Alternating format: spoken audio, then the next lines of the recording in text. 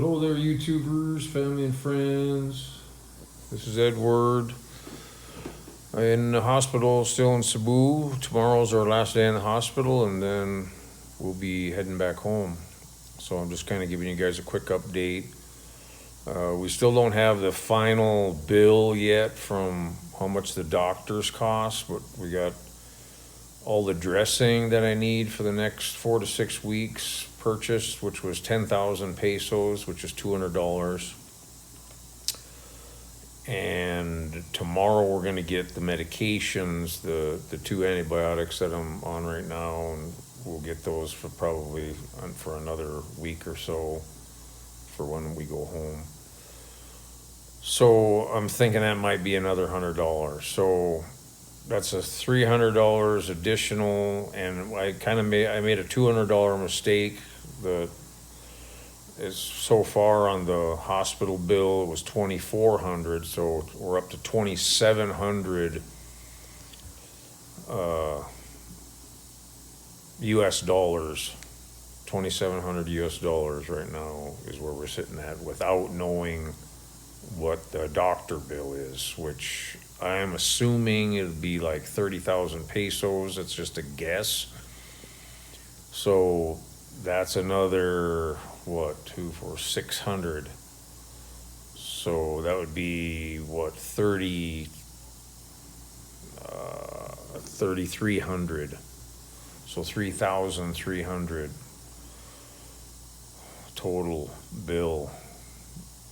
And that's probably a little closer to what and that's quite a bit more than the 2,400 or 2,200 I was guessing earlier. So that's quite a bit more expensive, which is still, though, pretty cheap when you look at it. And I've been pretty much satisfied mostly of the care they give here in this private hospital. So it's definitely more professional, but definitely 3 times more costly. Well, more than that. It's we spent 3 days in a public hospital, is only 8,000 pesos. So 5 days in this hospital but we actually did, surgery and a lot more here. So it's a lot more, but still, public hospital is like a tenth or maybe 25% of what a private hospital is in the Philippines. So, and they try to soak you. I mean, they try to soak you as much as possible. So I really keep a good eye on, if they're trying to give me some extra things. So, and I cut those out right away, best I can. So one thing about this hospital stay, and like I say, I've been in hospital a couple of different times in my life, mostly with my feet because I was born disabled, right? And had lots of surgeries on my feet when I was younger. But one thing about this surgery, and I'm 60 years old now, just turned 60 years old in August, and I've been on this carnivore diet for almost 2.5 months, which is all meat and fat and fish and some dairy, stuff like that, right? With just once in a while I have a snack of a keto item, like a small piece of fruit or a small piece of vegetable. Really, I haven't had any vegetable, very, very little. So on this trip, I've been able to maintain probably around 85-90% on my carnivore diet. I've had maybe 2-3 items that did not, was not a carnivore item, so that's kind of a failure. But it's small, very small amounts, and I'm able to stay mostly carnivore, 85-90%. I'm happy with it when you're dealing with a trip that you're away from your house and you're away from your routine and stuff like that. So I try to do the best I can. But like I say, one thing with this surgery is that I have needed zero painkillers for the removal of this toe. This big toe right here, left toe, right? There's 4 digits right here, and then the toe, big toe's down. So no pain reliever, no pain medicine, nothing. The doctor was trying to push it on me, and I asked him, please, if I don't need it, do I have to take it? And he said, no, just if you need it, it's available to you. So that's what I've been doing, and I've had no pain reliever. So I'm really happy about that, and I'm kind of amazed. I mean, I do have nerve damage in both my feet, and especially this foot that I just had the toe removed on. I do have nerve damage, so I don't feel normal pain there, but still, I really thought that I would have some kind of pain, but I've had none. And it's been 2 days now, over 2 days since the surgery, and no problem whatsoever. So I'm feeling the foot's feeling good. We're gonna change the bandage tomorrow. The doctor's gonna teach me how to change the bandage to the foam with the silver lining in it for healing properties. And I have all that gauze wrap and everything here available now for the next 4 to 6 weeks once I get home. And we were checking out the ferry fees. We're probably gonna have to pay a little bit more going back because we want to travel during the day, and if we travel during the day, we're gonna have to go with a different ferry line and go to a different city. So Cebu to Dumaguete on ocean jet ferries, and Lilibet's gonna go down there and try to get the ticket for us tomorrow for that.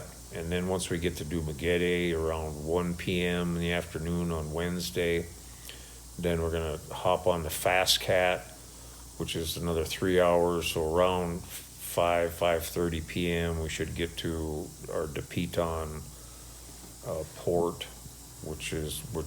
our family will pick us up there. So we're getting all those arrangements figured out, and tomorrow we're just gonna get the rest of the meds I need and meet with the doctor the last time, then pay the rest of the bill that we got. And maybe it's even gonna be $3,400 because we are gonna have a little bit more of a hospital bill yet to pay, maybe an additional $10,000, right around that area. So maybe it's the total bill is gonna be $3,400 to $3,500 maximum. So that's going to be our total bill for 5 days, 4 nights in the hospital, and 3 different doctors, adding their fees to our bill. And the surgeon, of course, will be the biggest bill. Once we do get his bill tomorrow, we'll let you know on the final of that. But I'm thinking it should be right around $3,500 US total on the bill. So other than that, feeling great. All my blood work that came back, because I haven't had blood work since last November, right? So it's been almost a year. And all my blood work, unbelievable. I had on a total cholesterol. My total cholesterol was always been my entire life, since I can remember, between 200 and 230. And my cholesterol this time, 135. Bam. Unbelievable, right? And then my A1C, I've been told by one of the doctors, I haven't seen it with my eyes yet, but I've been told it was 2.8. That's crazy low. So that's great news. And like I say, my whole blood work is they're just like shocked. And I was talking to the cardiologist. She's an intern cardiologist, but she speaks good English, and I always get in little debates with her and stuff over the last couple of days that we've been here, and about medications and stuff. And she's because in these medical colleges, they teach all the opposite of what carnivore is. And that's why I love it. I love telling doctors I'm on a carnivore diet, high fat, no carb diet, no sugar, no carbs, high fat and protein. That's the diet I'm on, right? And they just shake their heads. They just can't believe it. They can't wrap their heads around it, right? Because they've been taught the opposite. But all my numbers are blowing their minds, right? Because the numbers, the data, proves their way of thinking wrong. That's what I love. So, anyway, that's great. That's great to see that look on the doctor's face when the results are staring them in the face from the data. They're looking at the labs of your blood work and whatever, right? And they can't imagine how you're doing it on the diet that you're on, because they can't wrap their heads around it, because they've been taught something the opposite their whole lives. So they've been subscribing with prescriptions, all these chemicals and drugs, prescription drugs for all their patients all these years to try to control their blood labs, and it's all just intoxicating their patients instead of helping their patients live a good, clean, healthy life. So I love talking to doctors about it. So anyways, all you carnivore out there struggling, whatever, just keep up the good work, and keep up the hope, and just keep up the strength, because I know you can do it. And it's that time that you make that decision, because you're having health problems, is when majority of carnivores say overnight, you know what, I'm done living like this. I'm going to change. And like I say, I never had a health problem majority of my life till I got in my 60s. And just to update you guys on the toe, when they removed it, amputated it, it was all gangrene. That's the infection that's been there for 2 years, right? My immune system had been fighting gangrene off of that toe for 2 years. Finally, it got so bad it started eating the bone, and then that's why I noticed in the last 2 weeks it got so much worse, and that's why I had to absolutely scrape up some extra money and come to the hospital and get it taken care of. I probably should have done it a lot earlier, but life happens, right?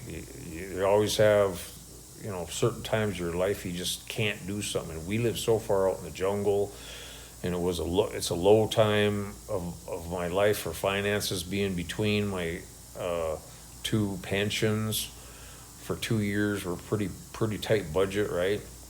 But I had some more funds that I specifically had been saving for medical, so I scrounged into those funds and got this done, because I really didn't have a choice and really had to do it.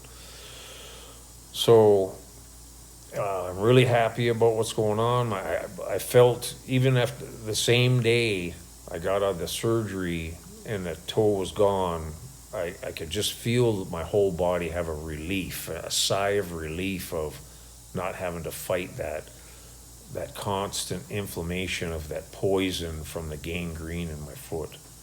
It's just, I've been fighting it for so long, and I just feel so much better now, just phenomenal. And it's only been 2 days since I had the toe removed, so I'm sure there'll be some challenges. I'm not having to balance from having the big toe and all that, but I'll get through it eventually. So anyways, I'll let you guys go. Take care. I love you guys, and God bless. Bye-bye.